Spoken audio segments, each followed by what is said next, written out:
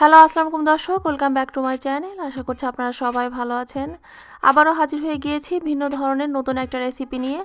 আজকে আমি আপনাদেরকে তৈরি করে দেখাবো মুসাব্বাক। এটা একটা তুর্কিশ ডেজার্ট। এটা কিন্তু দেখতে অনেকটা জিলেবির মতো। আমি আশা করছি তুর্কিশ ডেজার্টের ভিন্ন ধরনের নতুন এই রেসিপিটি আপনাদের সবার ভালো লাগবে। মুসাব্বাক তৈরি করে নেওয়ার জন্য এখানে আমি সুজি নিয়েছি 1 কাপ পরিমাণে, ময়দা নিয়েছি 1/3 কাপ, ড্রাই ইস্ট নিয়েছি আমি 1 টিস্পুন, লবণ নিয়েছি স্বাদ মতো, চিনি নিয়েছি 1 টেবিল স্পুন এবং তেল নিয়েছি 2 টেবিল স্পুন আর ঘি আমি নিয়েছি এখানে 1 টেবিল স্পুন। প্রথমে আমি একটা মিক্সিং বোল নিয়েছি এবং এতে দিয়ে দিচ্ছি প্রথমে 1 কাপ পরিমাণে সুজি, এরপর 1/3 কাপ ময়দা, 1 টিস্পুনের মতো ড্রাই ইস্ট, চিনি দিয়ে দিচ্ছি আমি 1 টেবিল স্পুন, ঘি 1 টেবিল স্পুন,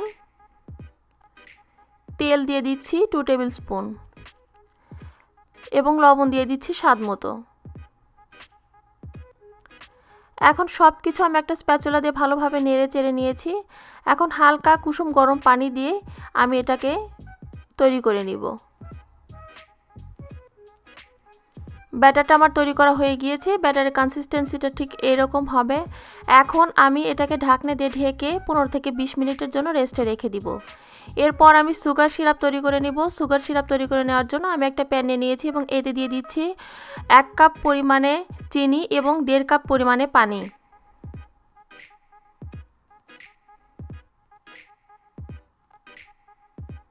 এখন চুলাটা অন করে এটাকে আমি নেড়ে চেড়ে কিছুক্ষণ রান্না করে নিব। এটা যখন অলমোস্ট হয়ে যাবে ঠিক সেই মুহূর্তে আমি এখন এতে দিয়ে দিব 1/2 টিস্পুনের মতো লেবুর রস। এই লেবুর রসটা দেওয়ার কারণে সুগার সিরাপটা আর জমাট বাঁধবে না। সুগার সিরাপটা আমার তৈরি করা হয়ে গিয়েছে।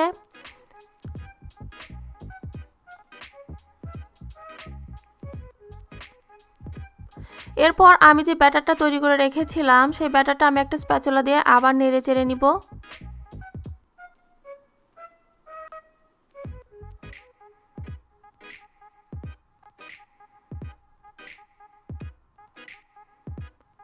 এরপর আমি এই ধরনের একটা নজেল নিয়েছি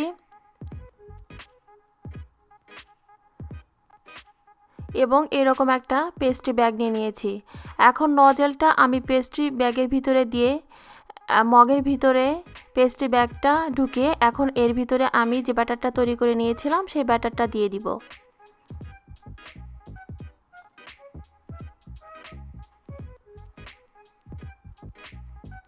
এখন মুসাব্বাকগুলো ভেজে নেওয়ার জন্য আমি চুলাটা অন করে একটা প্যান নিয়েছি এবং এতে দিয়ে দিয়েছি যথেষ্ট পরিমাণে তেল। তেলটা যখন হালকা গরম হয়ে যাবে তখন আমি একদম প্যাঁচালোভাবে এটাকে তৈরি করে নিব।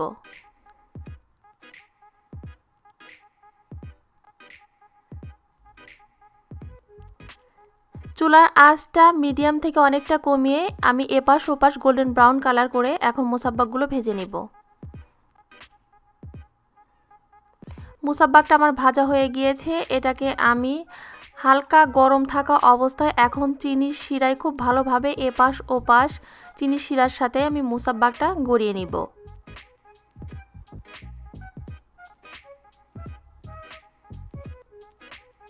ঠিক একইভাবে আমি সবগুলো মুসাব্বাক চিনির শিরায় গড়িয়ে নিয়েছি। এটা কিন্তু খেতে অনেক ক্রিস্পি এবং অনেকটা সুস্বাদু। আমি আশা করছি ভিন্ন ধরনের ডেজার্টের আজকের এই রেসিপিটি আপনাদের সবার ভালো লেগেছে। আপনারা সবাই ভালো থাকবেন, আমাদের জন্য দোয়া করবেন। আল্লাহ হাফেজ।